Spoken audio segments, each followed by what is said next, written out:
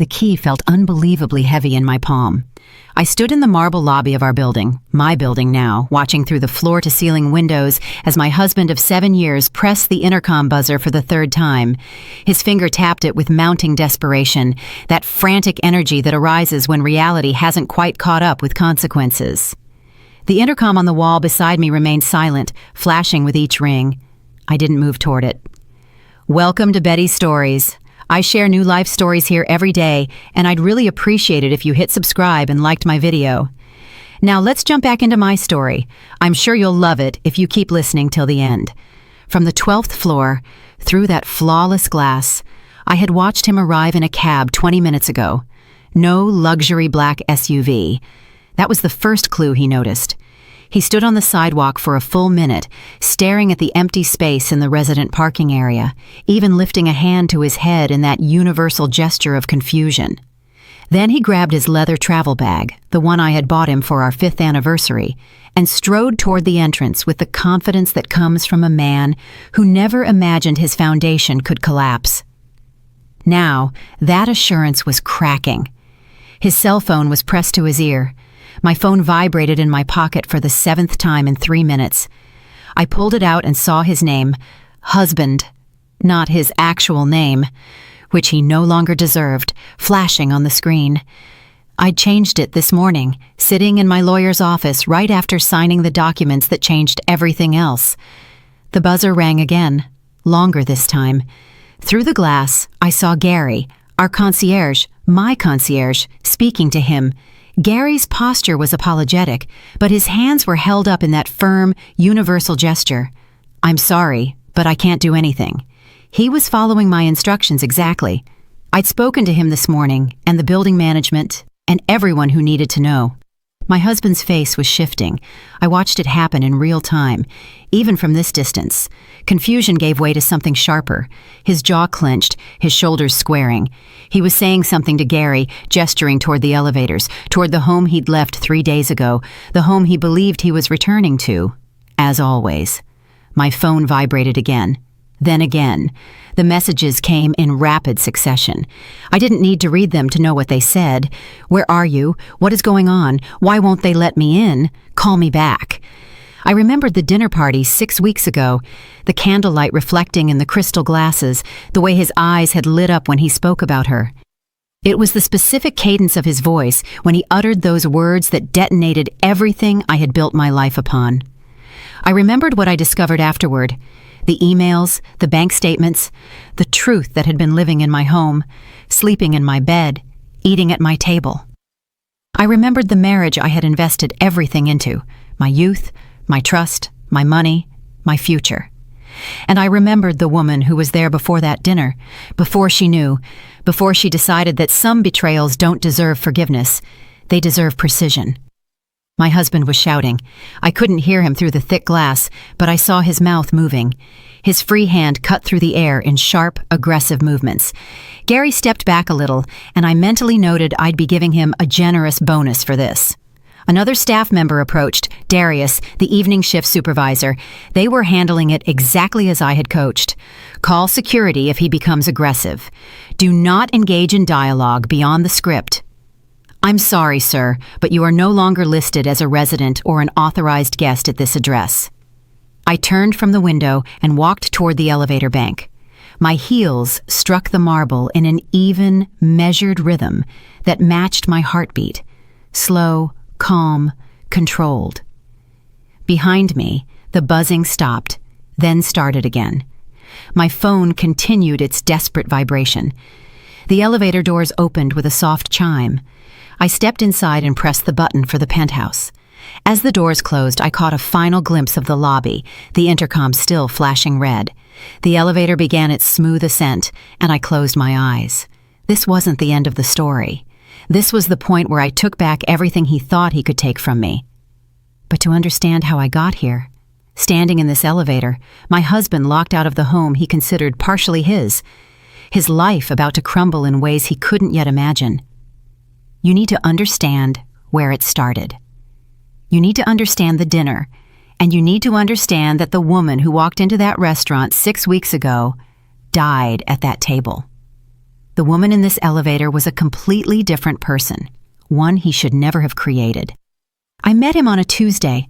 That detail matters because I've always been suspicious of grand romantic beginnings, the cinematic, cute meet stories people create, retrospectively polishing mundane moments into destiny. Our meeting was a Tuesday afternoon at a professional development seminar. We both reached for the same stale croissant during a coffee break. Mundane, forgettable, except he smiled at me.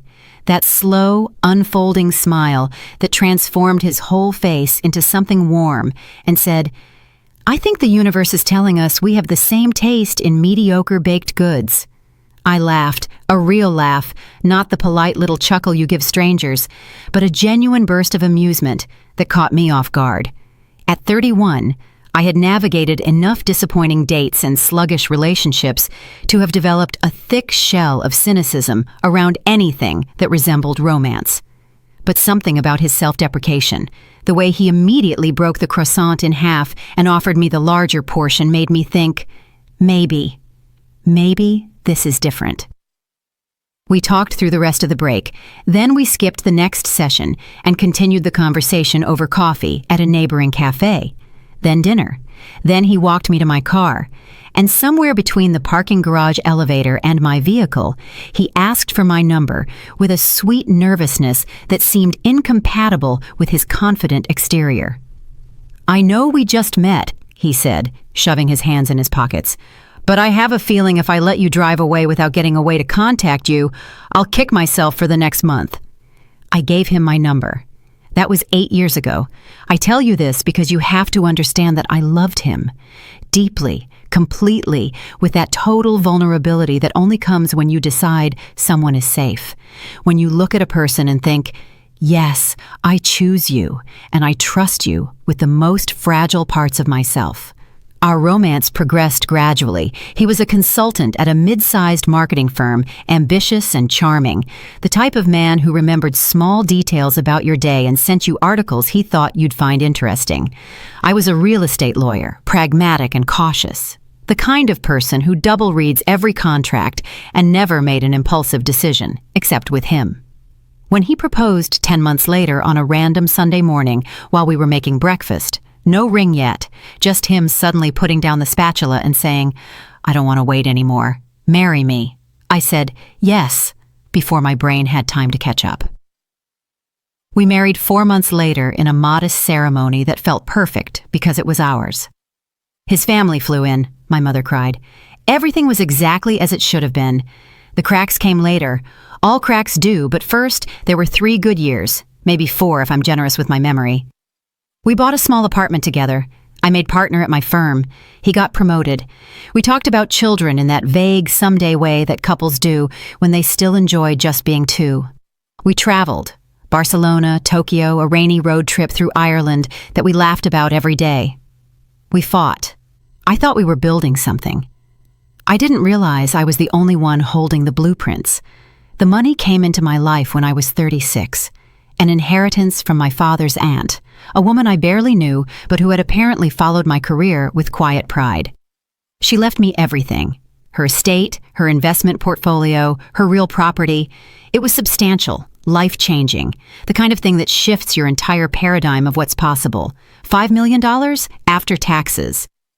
I remember sitting in the probate lawyer's office, staring at the document and feeling like I was looking at a number from someone else's life. My husband came with me. He held my hand during the reading of the will, rubbed my back when I unexpectedly cried, not from grief, but from the overwhelming strangeness of it all. "What do you want to do with it?" he asked me that evening, both of us still processing. "I don't know," I said honestly. "Invest most of it, I guess. Maybe we can finally buy a real home. Something that's actually ours, not a cardboard-walled apartment." His eyes lit up. "A house, a home," I corrected. "For us, for our future." We made love that night with a tenderness that felt like a renewal, like we were reconnecting with something we'd allowed to drift away. In the afterglow, his arm around me, he whispered into my hair, "We're going to build something amazing. I can feel it." I believed him. God, I believed him. I was cautious with the money. Being careful was my nature. And my professional life taught me to be prudent with assets. I consulted financial advisors, tax attorneys, investment specialists. I created trusts and accounts and meticulously structured everything to maximize growth while minimizing risk. The home was first. We found it together. A beautiful 4-bedroom house in a green neighborhood with good schools, even though we didn't have kids yet. Hardwood floors and a kitchen with an island, a backyard with mature oak trees. It was perfect. I bought it in my name alone, not because I didn't trust him, not consciously, but because the money was mine, and I was a lawyer, and I knew the statistics. I knew that asset protection wasn't about love. It was about being smart. My colleagues had all advised the same. Keep the inheritance separate. Don't co-mingle funds. It's not romantic, but it's practical. At the time, he seemed okay with it. Whatever makes you comfortable, he said, signing the documents that affirmed he had no claim on the property. It's your money, I get it. We moved in on a Saturday in May. I remember because the lilacs in the front yard were blooming, and their scent filled every room. We christened every room as we brought in boxes that day. Dancing in the empty living room, ordering takeout and sitting on the kitchen floor, making love in our bedroom before we'd even assembled the bed frame. This was our home, our future, the foundation of everything we were building together. I meticulously renovated it over the next year, upgraded the bathrooms, refinished the floors, and modernized the kitchen. I used my inheritance for all of it, keeping scrupulous records. My money, my investment. He contributed to the monthly utility bills, groceries, and day-to-day expenses. But the house was mine. I thought I was being clever. I didn't realize I was building my own lifeboat. His career stalled for a while. Not a failure, but a gentle dead end, which happens to men in their late 30s who haven't broken through to the next level. While I was making partner and handling high-profile real estate deals, he was still at the same firm, doing the same work, watching younger colleagues leapfrog past him. It created a tension between us that we never named out loud. He started making comments, small ones at first. Must be nice to have a safety net, when I mentioned my investment portfolio. Some of us have to work for everything we have. When I bought myself a new car with my bonus, little jabs he delivered with a smile, as if they were jokes, but they landed heavy. I told myself he was just stressed, insecure, going through something. I tried to be supportive, offered to help with his resume, use my professional connections, introduce him to people who could boost his career. He agreed sometimes, bristled others. I don't need you to rescue me, he snapped once when I suggested he talk to a recruiter I knew. I'm not trying to rescue you, I said confused. I'm trying to help. Same thing. I didn't argue. I was learning there were topics that made him defensive, and his career was chief among them. So I backed off, gave him space, focused on my work, and tried to make home a place where he could feel successful, valued, needed. I became very good at making him feel big. I didn't notice I was making myself smaller. Looking back, from the other side of everything that happened, I can see the pattern forming. The way he withdrew when I landed a new client, the way his compliments came with caveats. That's great, babe, though I'm sure half the success is just being in the right place at the right time. The way he sometimes introduced me at parties as Aisha, my wife, the lawyer, with just enough emphasis on the article to make it sound like a category, not an achievement. But at the time, I didn't see it. Or maybe I did, and told myself I was being too sensitive. Maybe I was too busy, too focused on my own achievements, too determined to believe in the marriage I had committed to.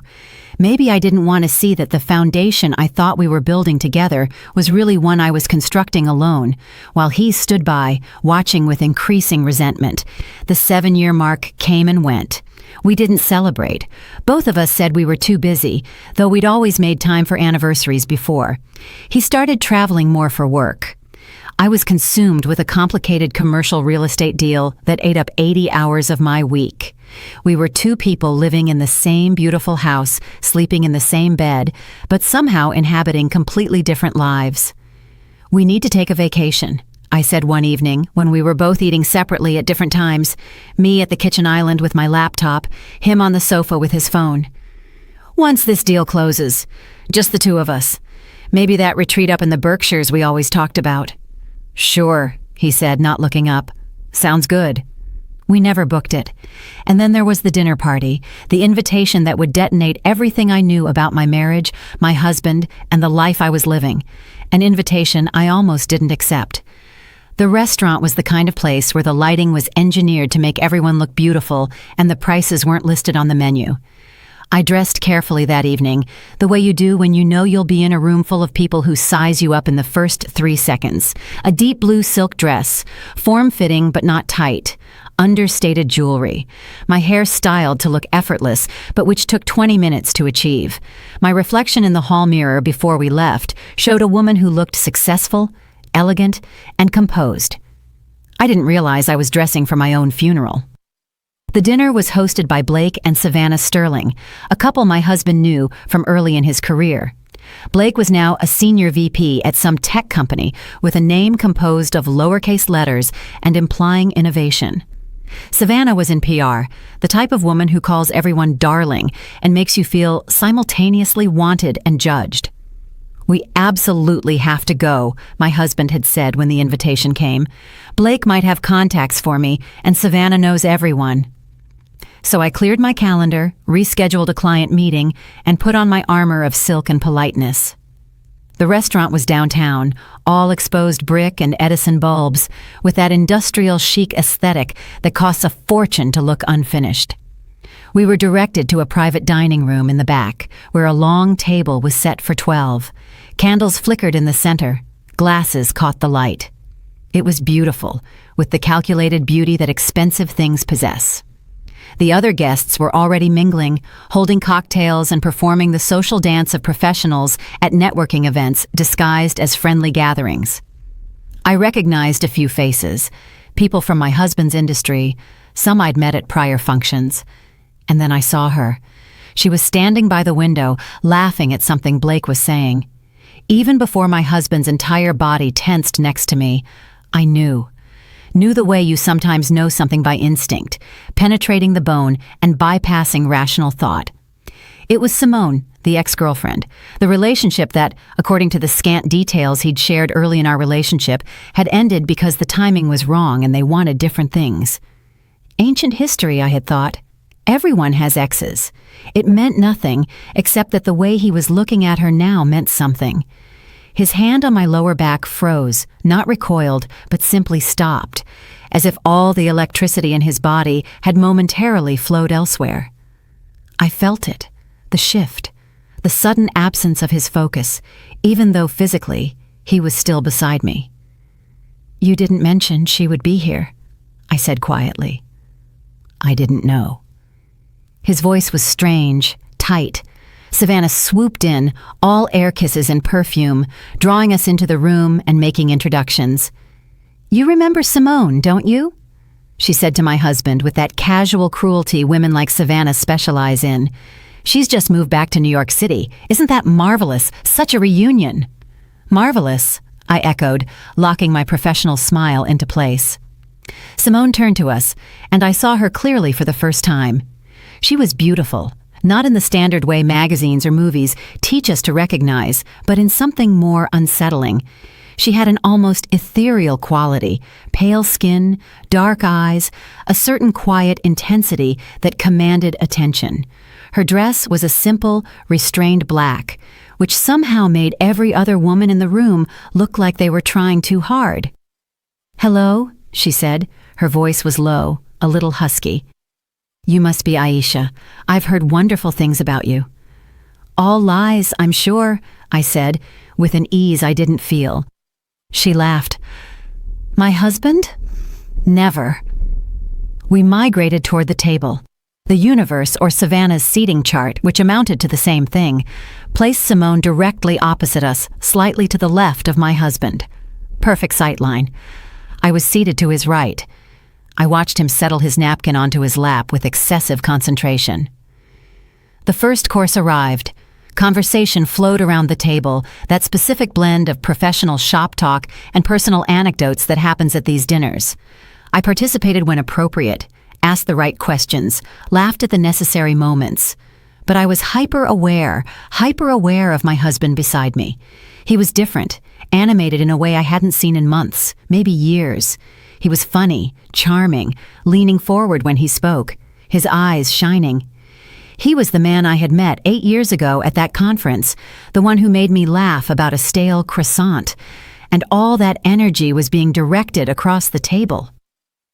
"So, Simone," Blake was saying, "tell everyone about your new project. It's absolutely fascinating." She demurred modestly, but eventually allowed herself to be persuaded, describing her work. Something in sustainable architecture, designing eco-friendly buildings for developing nations. It was genuinely impressive. She spoke with passion and intellect, and I found myself understanding why the room leaned in when she spoke. "That is incredible," my husband said, and there was a note in his voice I couldn't immediately place. Pride, admiration, something else. "It's meaningful work," Simone said, looking at him. "I realized a long time ago that life is too short to do things that don't matter. You taught me that, by the way."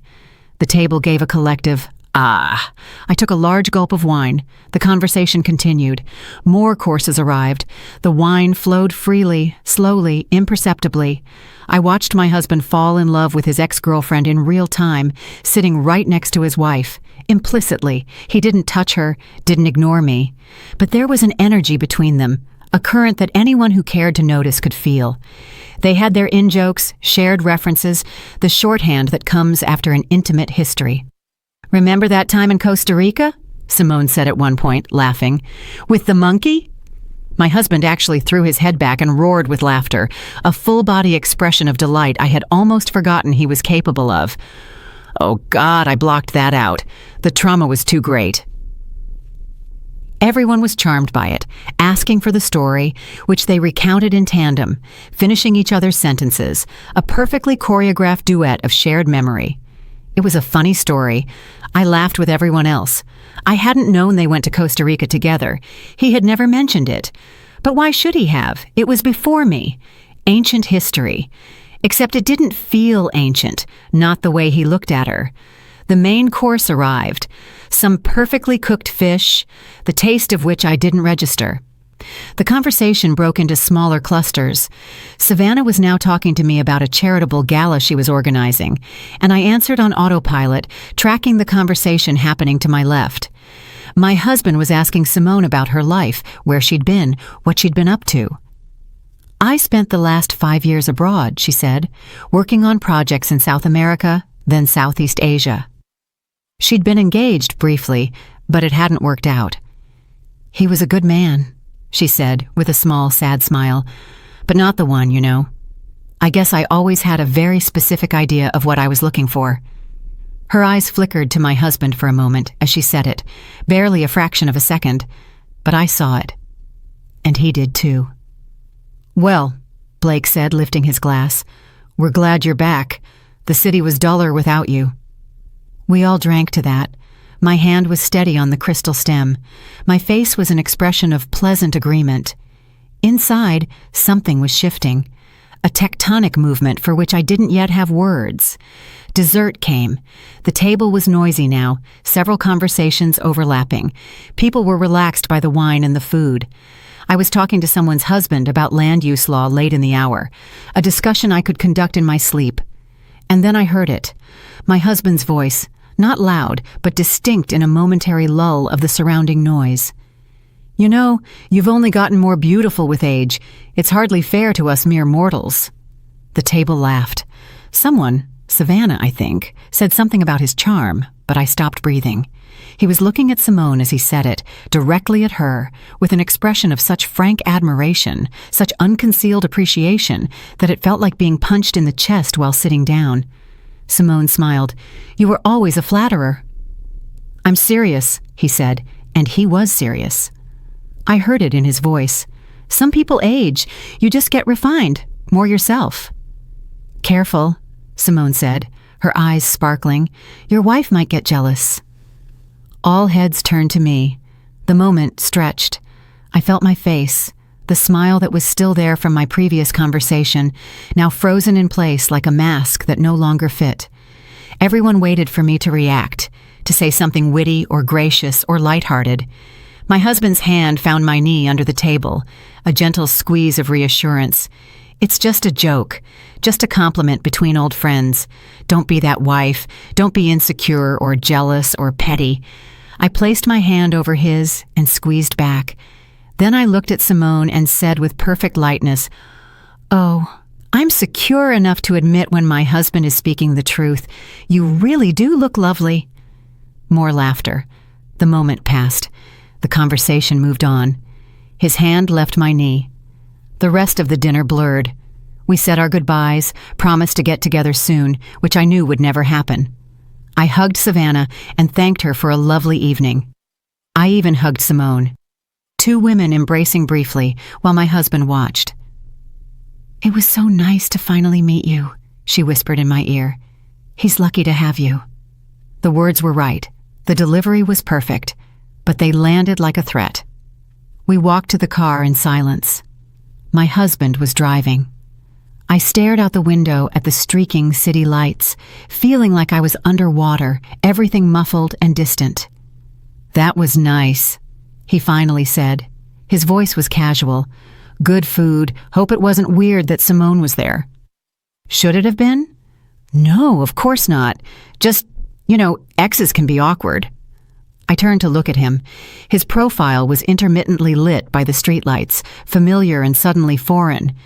"You told her she was beautiful." "What? Oh." He shrugged, eyes on the road. "I was just being polite. She's been through a lot."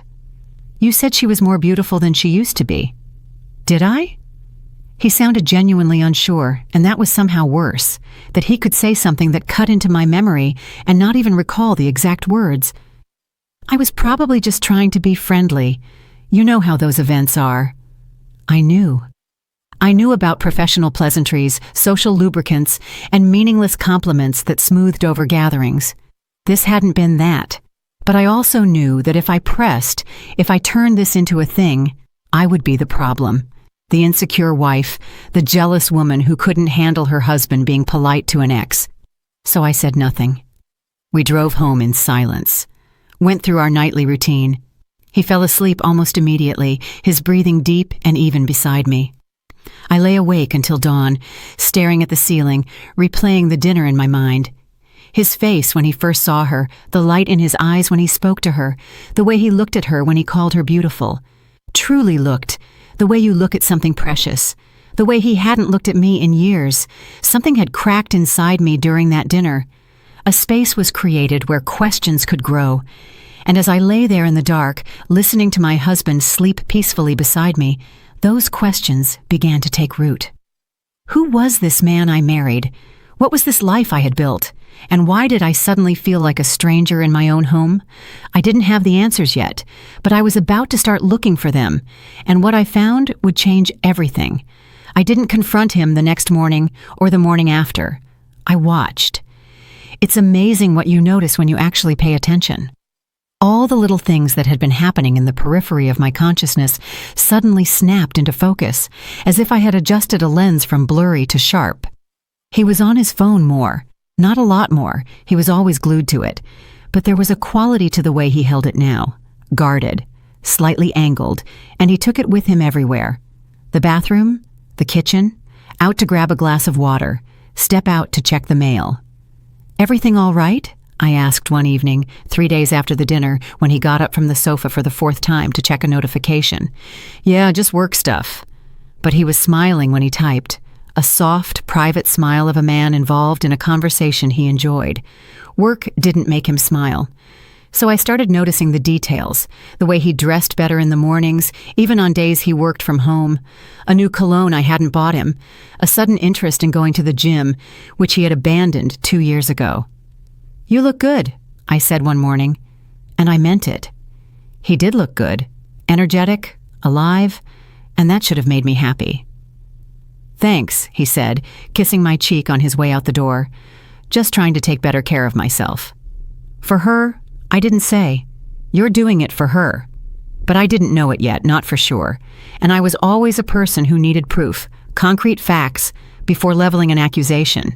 That was the lawyer in me. Suspicion is not proof. A feeling is not a case. So I started gathering evidence. It began small. I paid attention to his patterns. He used to be careless with his phone, leaving it on the desk while he showered, on the nightstand while he slept. But now, it was always screened down, always password protected. He had changed the code. I noticed when I went to use it to call my own phone, which I had misplaced, something I'd done 100 times before. "What's your new code?" I asked casually.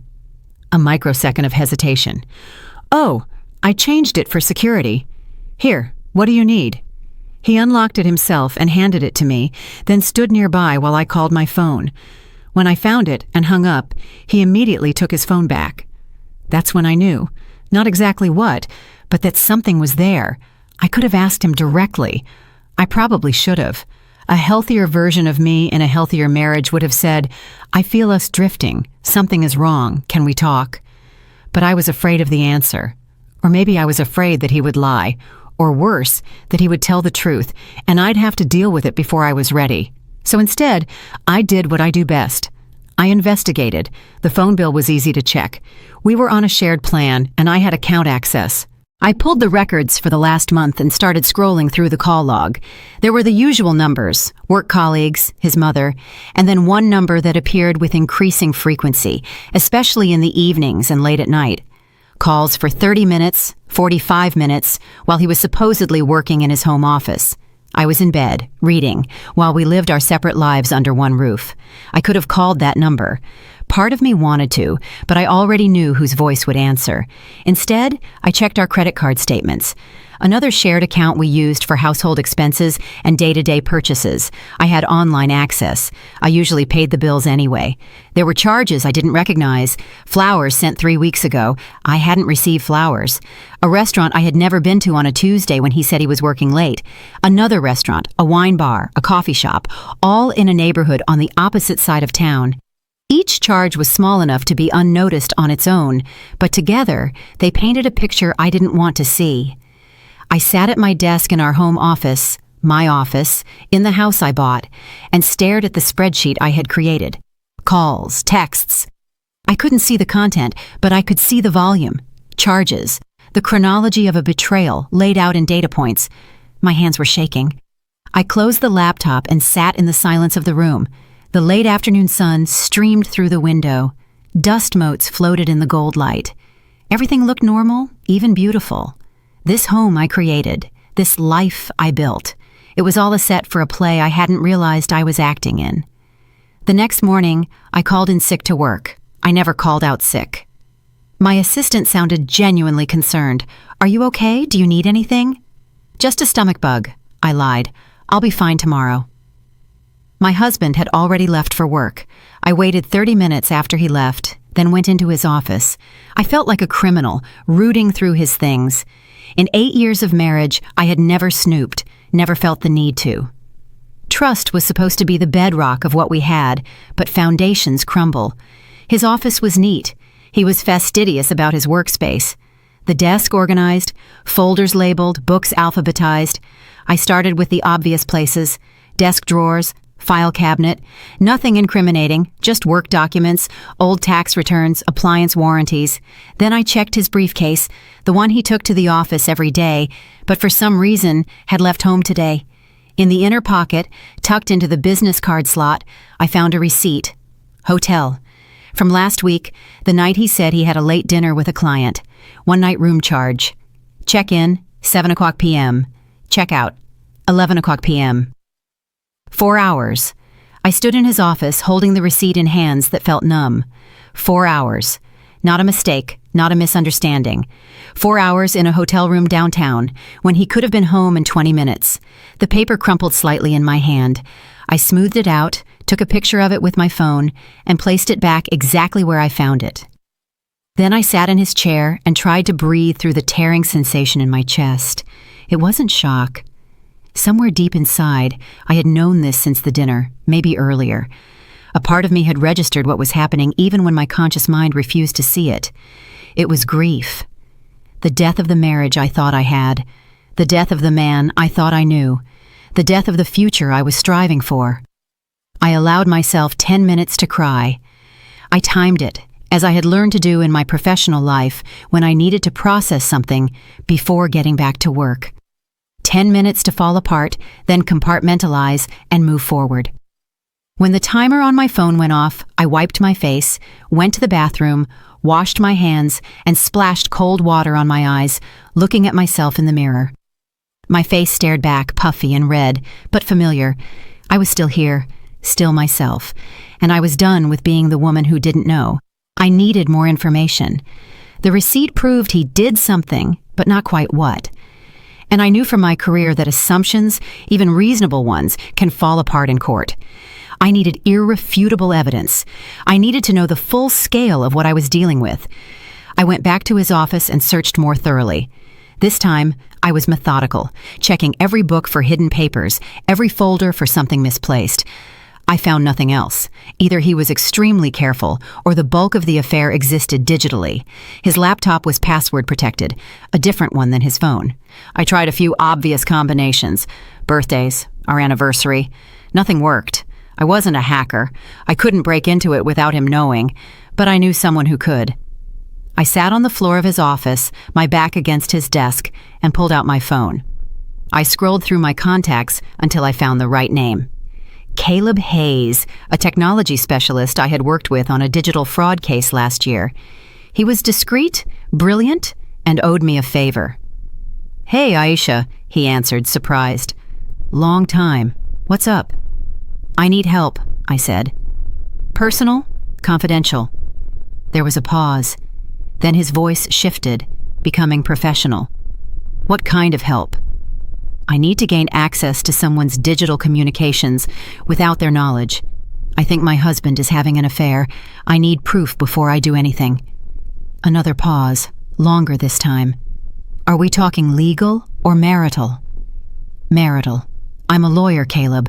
I know how this works. I need to know what's going on. I won't use it in court, but I need to know what I'm dealing with." I heard him thinking, "Yeah, I can help with that. Do you have access to any of his devices?" "His laptop, but I don't have the password." "You don't need it. I can set up a program. You'll need to install it while he's not home. It'll take about 10 minutes. After that, it'll mirror all emails, texts, browser history, everything, to a secure server you can access remotely. He'll never know it's there." My stomach churned. Is this legal? In your own home, on a device you co-own. Gray area, but probably defensible. Inadmissible in court, but useful for understanding what you're up against. "That's all I need to know. I'll send you the details. Give me an hour." "Caleb, thank you." "Don't thank me yet," he said softly. "You might not like what you find." "I already don't like it. At least this way, I'll know." The program arrived in my email 40 minutes later with detailed instructions. My husband wouldn't be home for several hours. I had the time. I followed Caleb's directions exactly, installing the software onto my husband's laptop, sitting in his chair, in his space, violating his privacy in the exact same manner he had violated our marriage. It felt like justice, and it felt like a fall. When it was done, I closed the laptop, left his office, and went to our bedroom. I lay down on top of the comforter and stared at the ceiling, the same ceiling I'd stared at for nights after the dinner, and waited. My phone would alert me when the program started capturing data. Caleb said it could take a few hours for everything to sync. I needed to be patient. Patience had never been my strong suit, but I had learned something about myself over the last few weeks. I was capable of things I never imagined: deception, observation, that calculated calmness that came from knowing your life is ending and choosing to control exactly how it dies. My phone vibrated, a text from my husband. "How are you feeling? Need me to pick anything up on the way home?" The caring husband, the attentive partner. I typed back, "Much better. See you tonight." And then I waited for the truth to reveal itself. The first email popped up in my mirrored inbox at 3:47 p.m. I was sitting in our living room, laptop on my knees, pretending to review work contracts. In reality, I was refreshing the secure server Caleb set up every 10 minutes for the past 2 hours, watching the files slowly populate: browser history, application data, and finally, the emails. The freshest one came from his sent folder. The recipient was an email address I didn't recognize, but the subject line made my blood run cold. "Tonight." I clicked to open it. Can't wait to see you at the usual spot. I'll bring the wine this time. You just bring yourself, that's all I need. Him, my husband, flirting with her. I scrolled up to see the full thread. Her replies were there too, syncing in real time as the program captured everything. You are impossible. Same place, 7:30 p.m. And bring that Malbec you talked about. I want to try the one you raved about. Deal. Wear the blue dress. Self-assured. I'll wear what I want. You'll wear the blue dress because you know how much I love you in it, and you like it when I love you. I felt bile rise in my throat, carefully set the laptop aside, walked to the bathroom, and vomited. When there was nothing left, I rinsed my mouth, washed my face, and returned to the living room, picked up the laptop, and read it again. Then I scrolled further back. The emails went back weeks, months, long before the dinner party. The dinner party hadn't been a beginning, it had been a reunion. They had been communicating for at least 3 months, judging by the earliest email in the thread. Her first message to him was simple. I'm back in town. Thought you should know. His reply, sent within the hour. That is the best news I've heard in years. When can I see you? I read every email, watching their romance unfold in reverse. From today's casual plans to those first cautious messages that still had plausible deniability. Just coffee? As friends. Such a great catch-up.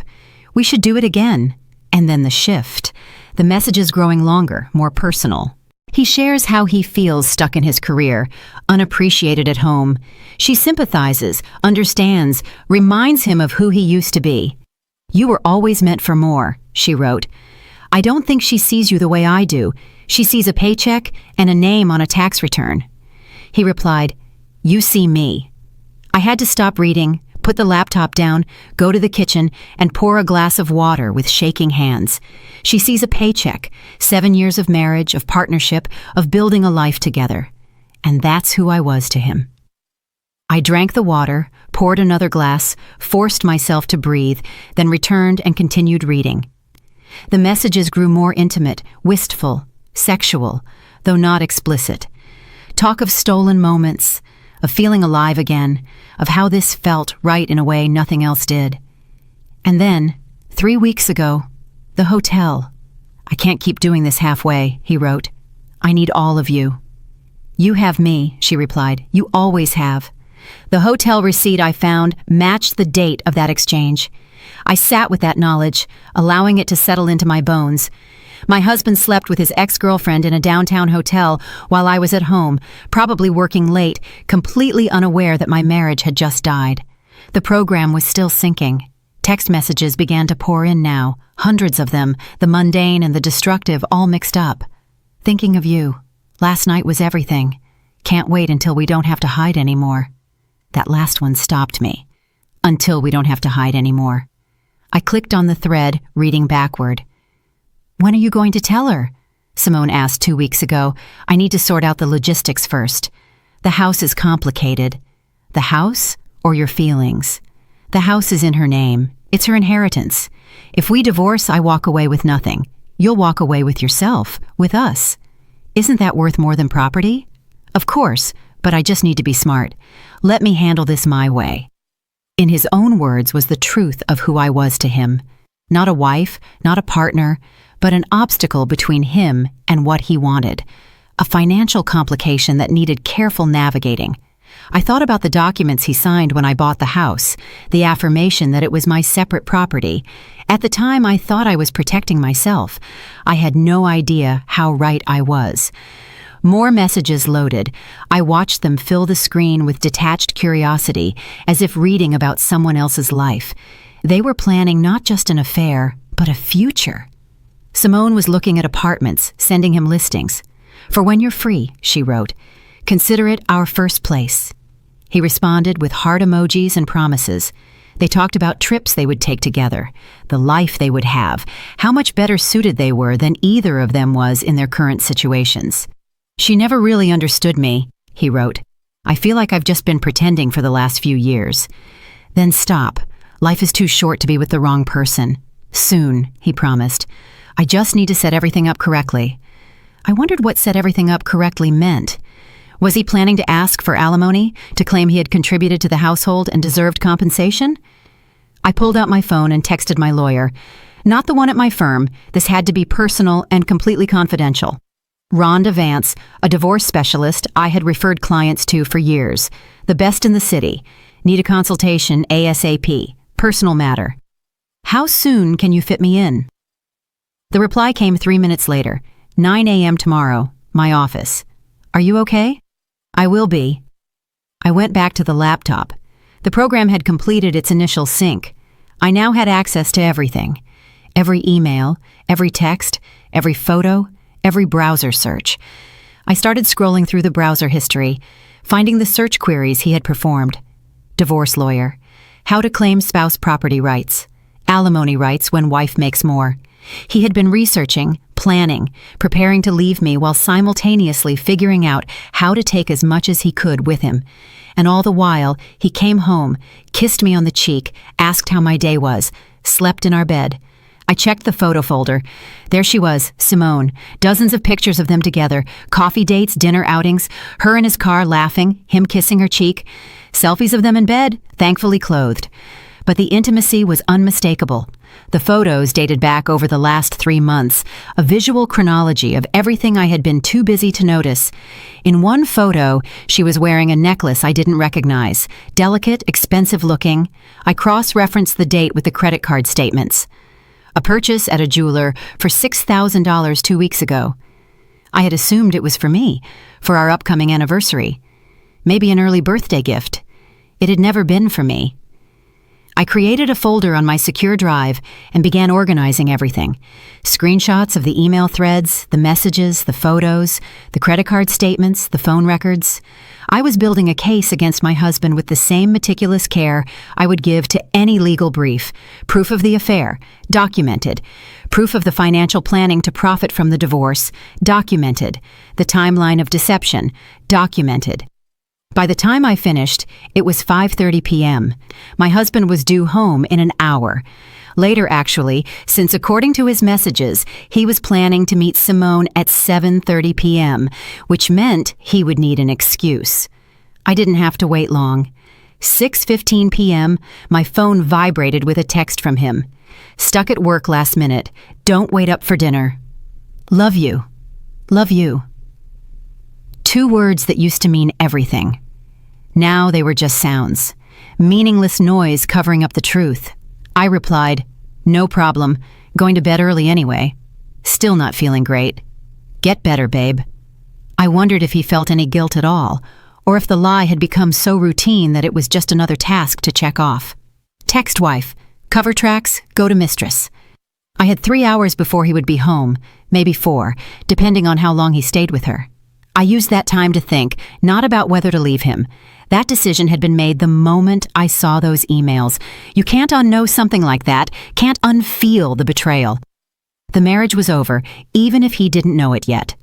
I thought about how I could confront him tonight when he came home, throw the evidence in his face, scream, cry, demand answers to questions that no longer mattered. Or I could be smart. I was a real estate lawyer.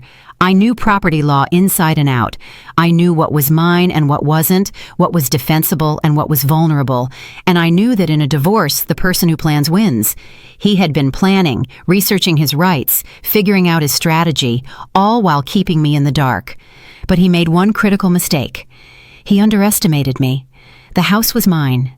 Bought with my inheritance, deeded in my name alone, with a clear paper trail showing separate property. He had signed documents acknowledging this.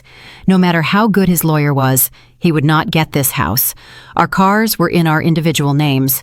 Mine was paid off.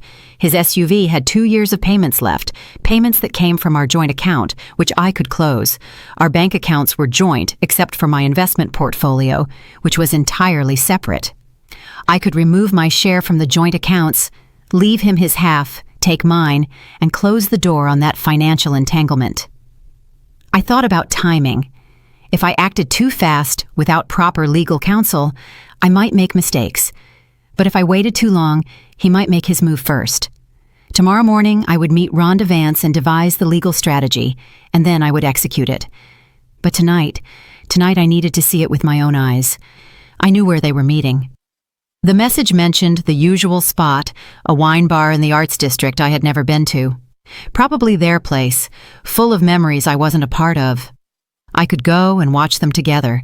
Some would call it self-destructive that I already had all the evidence I needed, but I needed to see it, to witness the death of my marriage in real time, to etch it into my memory so that when he inevitably tried to gaslight me, to minimize it, to make me feel crazy for being hurt, I would have this. I would have the image of him with her, living the truth he had been hiding. I dressed, not the version of myself he knew, not the professional lawyer or the composed wife. I put on jeans, a simple black sweater, minimal makeup, pulled my hair back, and wore my glasses instead of contacts. I looked like a different person. I felt like a different person. At 7:15 p.m., I got in my car and drove downtown. The wine bar was called the Obscura. Of course, it was tucked into a converted warehouse in the arts district, the kind of place with exposed ductwork and Edison bulbs and a carefully curated selection of natural wines that cost $50 a glass. Through the large front windows, I could see the warm glow of the interior lighting.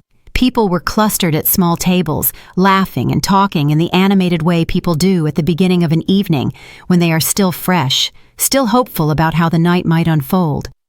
I parked 2 blocks across the street, far enough away to be unseen and close enough to observe. My hands were steady on the steering wheel. That surprised me. I expected shaking, tears, some physical manifestation of the emotional earthquake happening inside me. But I felt calm, cold, almost as if I had stepped outside my body and was watching this happen to someone else. Maybe it was shock, or maybe this was who I became when the worst happened. Not the woman who fell apart, but the woman who observed, documented, prepared. At 7:28 p.m., his car pulled up, the black SUV he insisted on leasing 3 years ago. The one I privately thought was a cliché, but supported anyway because it made him happy. He circled the block once, looking for parking. Finally found a spot 2 cars ahead of me. I slunk down in my seat, though it wasn't necessary. He wasn't looking for me, wasn't thinking of me at all. His thoughts were likely of her, the evening ahead, the life he was building in secret, while our marriage quietly died of neglect and betrayal. He got out of the car, and I watched him check his reflection in the window, smooth his hair, adjust his collar. He was wearing the blue shirt I bought him for his birthday, the one I told him brought out his eyes. He wore it for her. He walked into the bar with the confident, easy stride of a man going toward what he wanted. I waited 30 seconds, then got out of my car. The November air was sharp, biting through my sweater. I had left my coat in the car. Good. The cold helped, kept me sharp. I walked toward the Obscura. My heart was pounding, though my hands were still steady. Through the window, I could see him at a table in the back. She wasn't there yet. He was looking at his phone, smiling at something. Probably a message from her saying she was almost there. I couldn't go inside, too risky, but the bar had a side patio. I could see it from the street. Heaters glowed in the evening gloom, and the patio connected to the main room through open French doors. If I positioned myself just right, I could see their table. I walked around to the patio entrance. A few people were seated at the outside tables, bundled up in coats, determined to enjoy the atmosphere despite the chill. I chose a corner table, partially concealed by a potted tree, ordered a glass of red wine from the waiter who appeared, and turned my chair so I could see through the doors. Perfect sightline. At 7:35 p.m., Simone arrived. I saw her before he did, watched her survey the room, her face lighting up when she spotted him. She was wearing the blue dress, the one he told her to wear, and she looked beautiful. The same ethereal quality I noticed at the dinner party, amplified by the warm lighting and the sheer joy on her face. She walked to his table. He stood up. They hugged, and the hug lasted too long to be casual. When they drew apart, he left his hands on her waist for a moment, looking at her with an expression I recognized. I had seen that look before, years ago when he looked at me like that.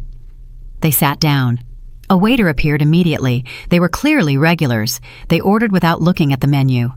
When the waiter left, they leaned in close across the table, hands intertwined, talking with the intensity of people who have too much to say and not enough time to say it. I picked up my glass and took a sip. I couldn't taste it. From my vantage point, I could see them clearly, but I couldn't hear their conversation. I could only watch, read the body language, fill in the blanks with my imagination, which was somehow worse than knowing. She laughed at something he said, throwing her head back. Her hand reached across the table to touch his. He turned his palm up, caught her fingers, and held them. Such a small gesture, meaningless to anyone else in the restaurant, devastating to me. The wine arrived at their table. He had brought the promised Malbec. The waiter poured. They raised their glasses and they clinked together, a sound I didn't hear but could imagine. Clink. Clink. A promise made in wine. They drank. His thumb traced circles on the back of her hand. I watched him be present with her in a way he hadn't been with me in years, maybe ever. He was leaning forward, engaged, animated, laughing. She said something, and he actually put a hand over his heart, feigning injury, and she laughed even louder. They had their in-jokes, a rhythm, a history that existed in a space I could never penetrate, no matter how many emails I read or messages I scrolled through. And something about that hurt more than the physical betrayal, the knowledge that he had this entire other life, this entire other personality he reserved for her. The best parts of himself offered freely, while I got the scraps. The tired, resentful, disconnected version that came home, scrolled his phone, and made me feel like I was asking too much by wanting a conversation. My hand tightened around the glass. I forced myself to loosen my grip before it cracked. Their food came. They ordered appetizers to share. I watched them eat from each other's plates, casually, comfortably. The waiter came over and they both smiled at her with the warmth of people who are exactly where they want to be. At one point, Simone got up to go to the restroom. He watched her walk away, his eyes following her across the room with open admiration. Once she was gone, he pulled out his phone, typed something. My phone vibrated in my pocket. I pulled it out and looked at the screen. A text from him. "This work thing is dragging on longer than expected. We'll probably be home around 11 p.m. Sorry, babe." I stared at the message, the casual lie, the reflexive deceit, the sorry that meant nothing. I typed back, "It's okay, no rush." I watched him read my reply, watched him smile faintly and put the phone away, feeling no guilt, just as Simone returned to the table. She sat down, and he immediately reached for her hand again, said something that made her eyes soften. She whispered something back. I couldn't read her lips, but it looked like "I love you." The stem of the glass bent slightly in my hand. I forced myself to loosen my grip before it broke. I had to leave. I had all the evidence I needed. Sitting here and tormenting myself served no purpose except to add fresh wounds to an already fatal injury. But I couldn't move. I watched them finish their meal. Watched them order dessert, 1 plate, 2 forks. Watched them feed each other bites with the involuntary intimacy of people who had done this before, many times. I watched my husband be happy, and I realized, sitting there in the cold, my wine untouched, that this wasn't a mistake. This wasn't a moment of weakness or a midlife crisis or any of the other explanations people use to soften the edges of betrayal. This was a choice he made over and over again. Every text, every email, every lie, every moment he could have stopped but didn't. He chose this, he chose her, and in doing so, he unchose me. The waiter brought them the check. He paid it with our joint credit card, I noted with bitter irony, paying for his date with my money. They stood up to leave. He helped her put on her coat, his hands lingering on her shoulders. They walked toward the exit together, and for a moment I thought they would walk past the patio, right past me. But they turned the other way, toward the front door. I waited until they were outside, until I could see them through the window, walking toward his car, watched him open her passenger door, watched her stand on her tiptoes to kiss him before she got in. A real kiss, not long, but not casual. The kiss of people who fully intended to continue this later, somewhere private, probably the hotel, the same one or a new one. Another receipt. Another 4 hours he would steal from our marriage to give to her. His car pulled away from the curb. I watched the taillights disappear around the corner.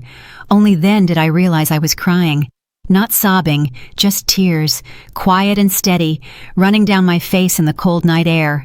I wiped them with the back of my hand and looked at my glass, still full. I hadn't taken a sip except for the first one. I left cash on the table. Too much, but I didn't care, and walked back to my car. The drive home was automatic.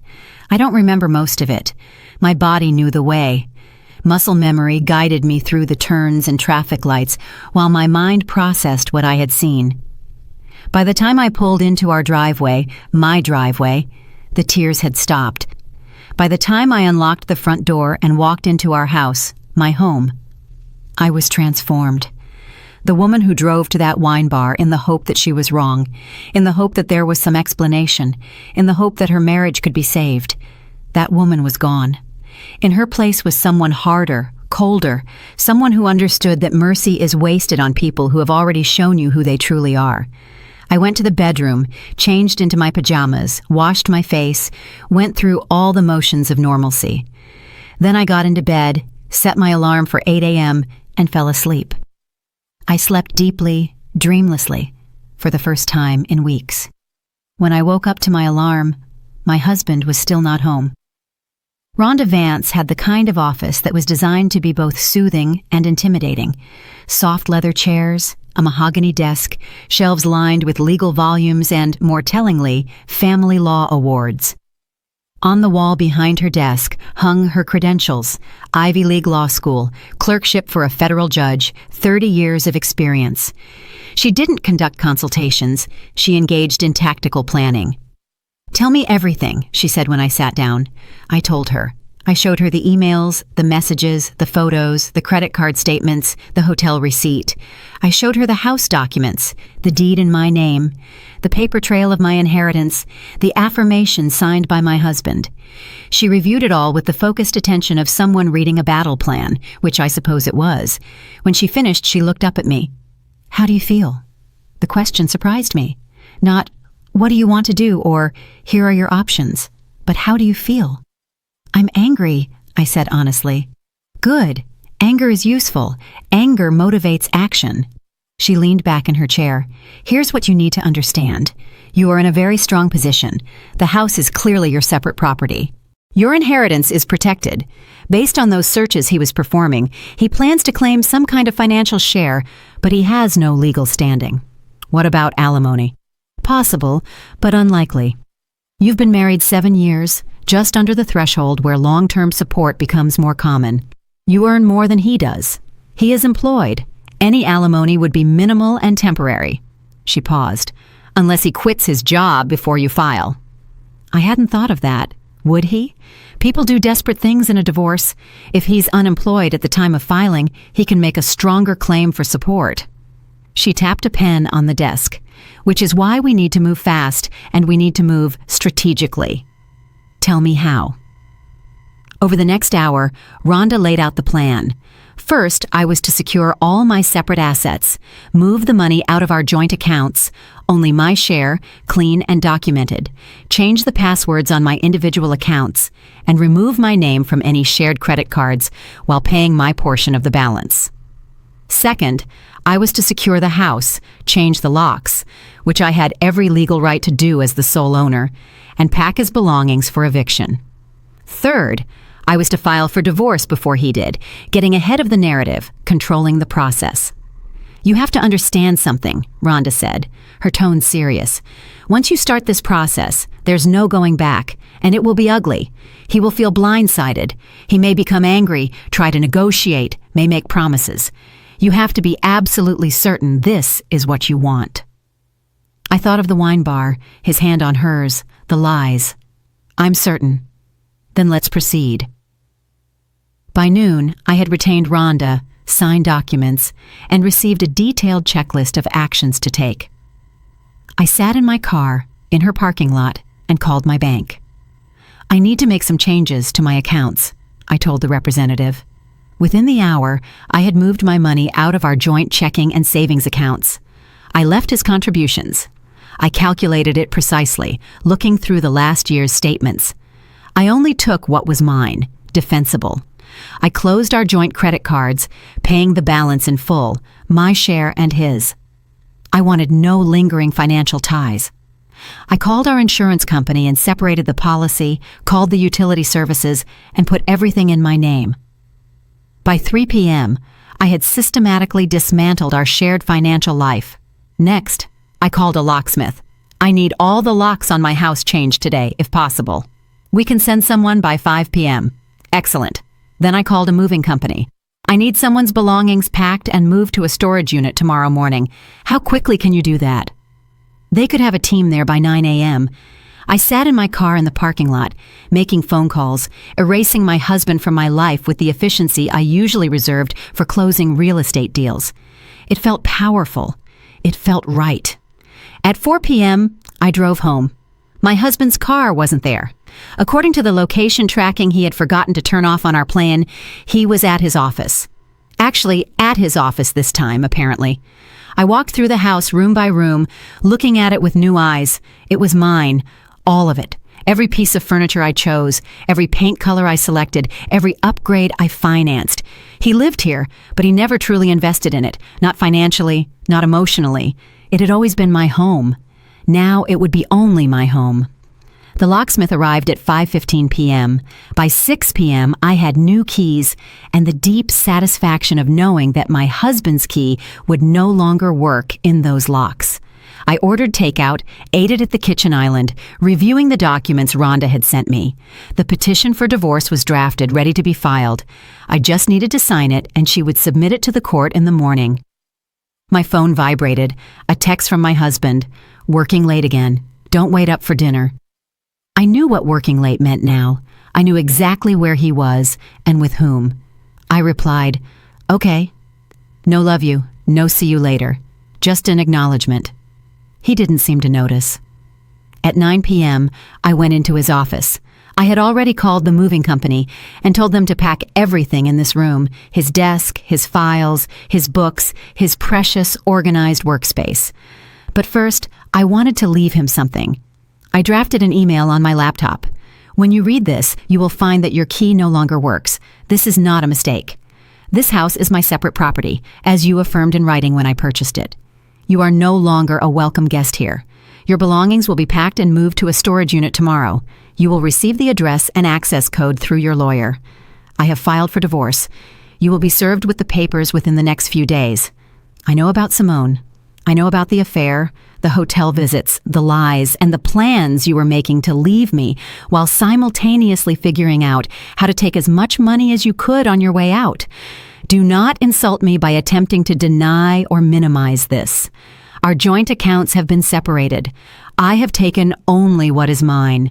Your share remains in your individual account. Our credit cards are closed. You are responsible for your own expenses going forward. Do not contact me directly. All communication must go through our attorneys.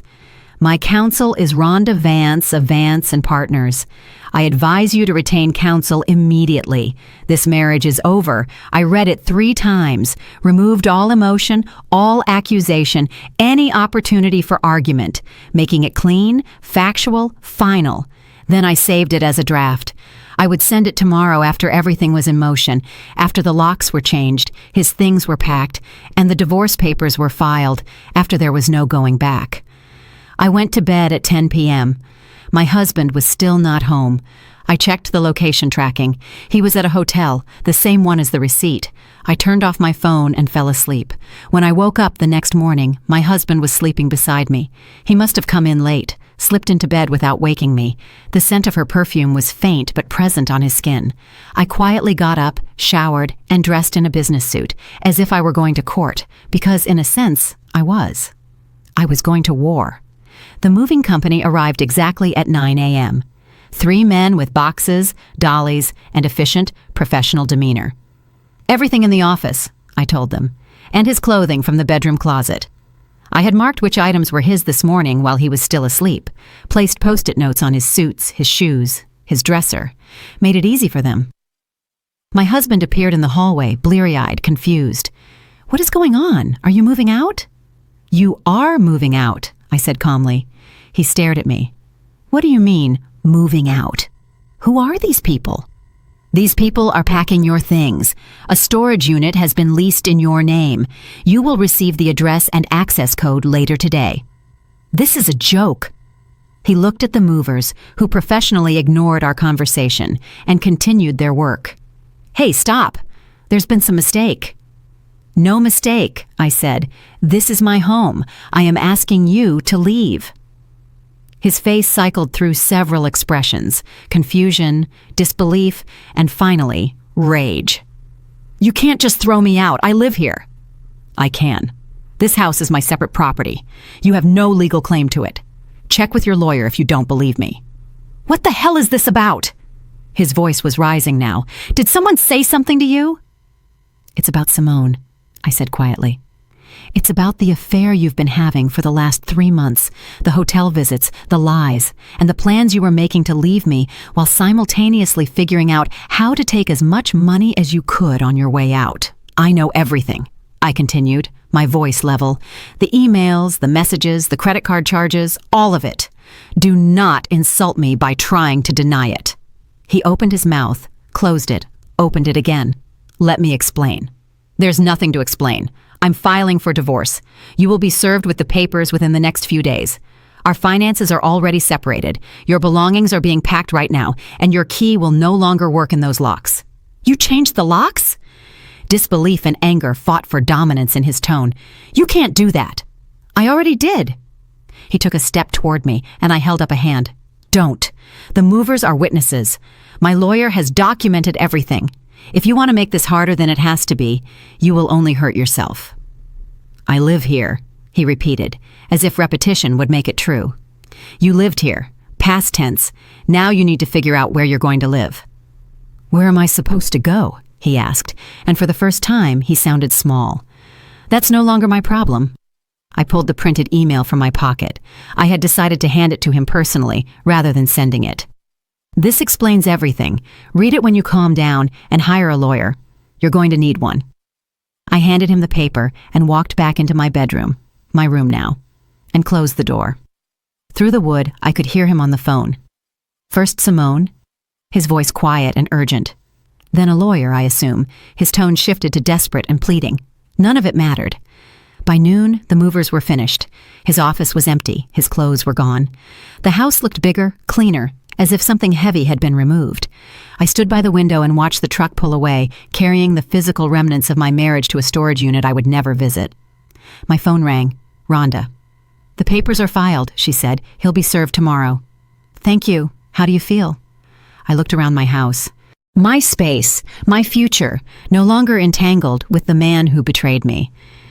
I feel fine, I said, and I meant it.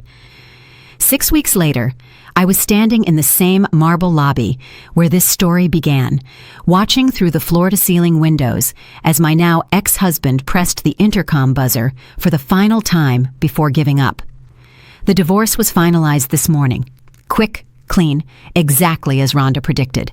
He tried to fight, of course, hired a lawyer who made noise about his contributions to the household, emotional distress, the unfairness of leaving him with nothing. But the law was clear. The house was mine, the inheritance was mine. And after 7 years of marriage, with our finances meticulously separated, he had no claim. He walked away with his personal items, his SUV with the remaining payments, and half of our minimal joint savings. Everything he brought into the marriage, he took out of it, no more. Simone took him in at first. I heard through mutual acquaintances, the ones who quietly chose my side once the story surfaced, that they tried to make a go of it. The grand love affair, finally free to exist in the light. But apparently, a romance is different from a relationship. The thrill of secret meetings, stolen moments, and forbidden love translates poorly into the mundane reality of bills, obligations, and the daily grind of actual partnership. They lasted 5 weeks before she asked him to move out. He was now living in a studio apartment across town, working the same job, driving the same SUV, probably wondering how his life had fallen apart so quickly. I didn't pity him. I felt free.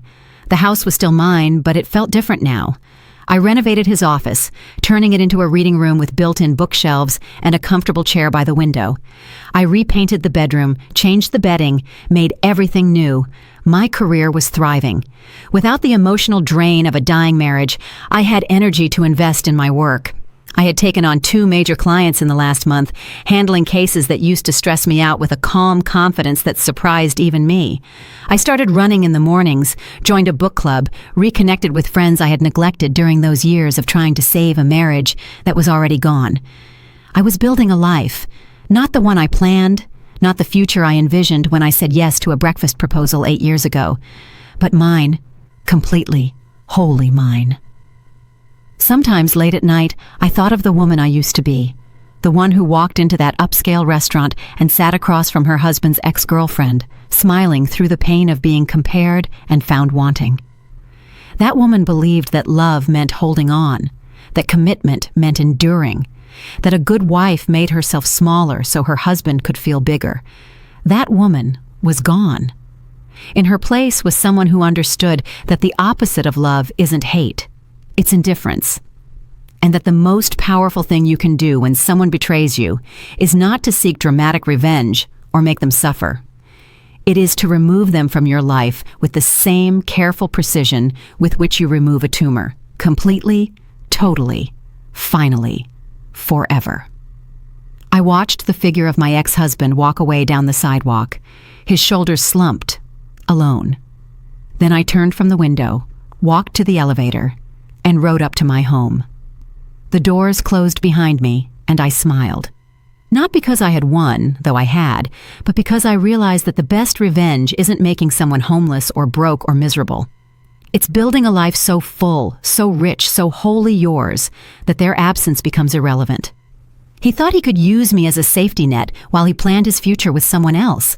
Instead, he taught me that I never needed him at all, and that lesson, however painful it was, set me free. The elevator reached my floor. I stepped out into the hallway, pulled out my new key, the copy of which only I possessed, and unlocked the door. Inside, everything was exactly as I had left it. Quiet, calm, mine. I slipped off my shoes, poured myself a glass of wine, and walked over to the window that overlooked the city. Out there somewhere, he was figuring out his next move, wondering what went wrong. Maybe even telling himself a story where he was the victim. I had far more important things to do than think about a man who had already taken up too much of my time. I had a life to live, and it was going to be extraordinary. I'm really glad you're here and that I could share my story with you. If you liked it, show me by liking the video and subscribing to my channel.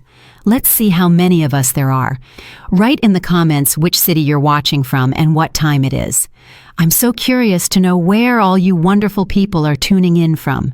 If you want to support me a little extra, you can also send a small donation.